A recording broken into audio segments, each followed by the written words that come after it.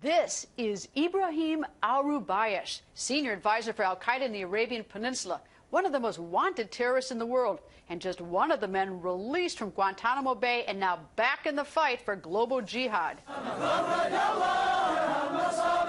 Terrorists are being trained and sent back to commit acts of terror. Since 2009, the Obama administration has released 117 detainees from Guantanamo Bay. Gitmo has become a symbol around the world for an America that flouts the rule of law. They're not alone. The Bush administration released more than 500 detainees from Gitmo between 2002 and 2008, all of it part of a controversial policy in which detainees, even some who are considered high risk, are sent back home or to host countries and set free. And with a staggering 45% of the remaining detainees at Gitmo set to be transferred, not the word I would use, it's apparently the best President Obama can do to keep this promise he made in 2008. I have said repeatedly that I intend to close Guantanamo, and I will follow through on that. But since the 2008 election, bipartisan opposition in Congress rejecting the president and refusing to fund the transfer of detainees to a United States prison. This prevents President Obama from shutting down the controversial prison, but that doesn't stop the president from releasing some Gitmo detainees. These individuals could be transferred to other countries without posing a significant threat to U.S. interests. But a September 2014 report issued by the Director of National Intelligence says otherwise, showing that more than 17% of released detainees are confirmed to have returned to the fight, and an additional 12% suspected of rejoining the fight.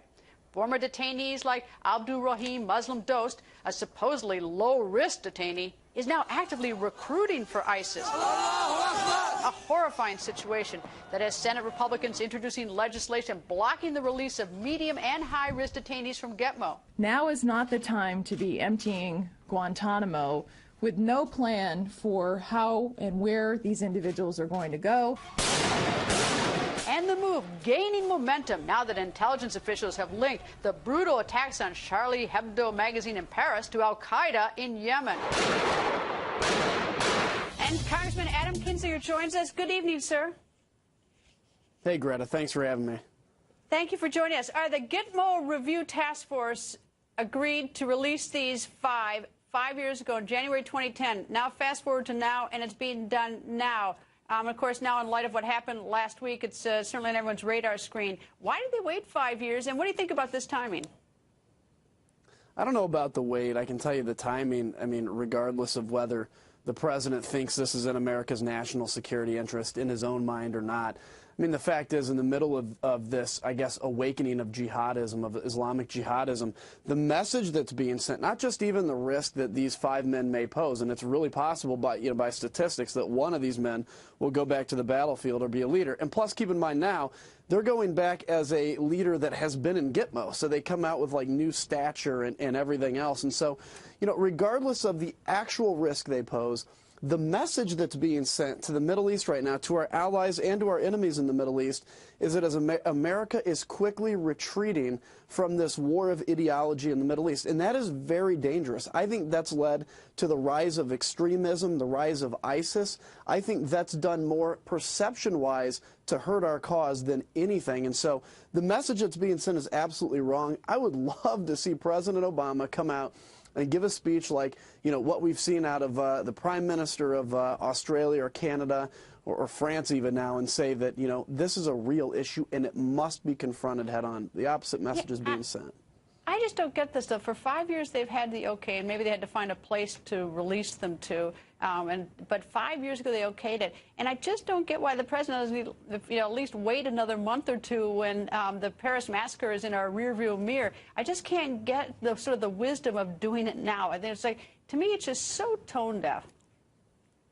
Well, it is tone deaf. It's the same reason no high level of the administration went to Paris. I mean, should the president have gone or not? Well, I don't know, but somebody of much higher stature should have gone. The president does not think through the actions, I think, to the extent of what impact it's really having. I mean, I don't think he thinks in terms of, America is a fantastic country that is the last line of defense between this growing jihadist threat and everything else. I think there's really a belief, it's a very left-wing belief, that we can, in essence, show ourselves to be good people, and that folks in the Middle East, no matter how extreme they are, will look at us and appreciate it. And maybe in his mind, this is a sign of goodwill.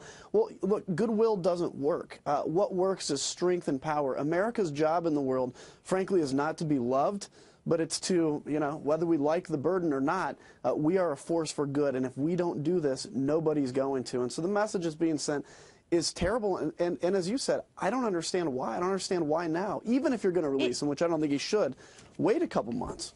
Yeah, one quick question. Did you learn about the actual release after they were out of Gitmo, or did you get the heads up that this was going to happen in a day or two or a week or two? It's interesting. We get all this information on the news, on Fox News. And, the Bergdahl swap, I had no idea about that, despite having to notify Congress. None of us knew. We learn about this stuff on the news, and the president's made it clear that he doesn't consider Congress very important lately.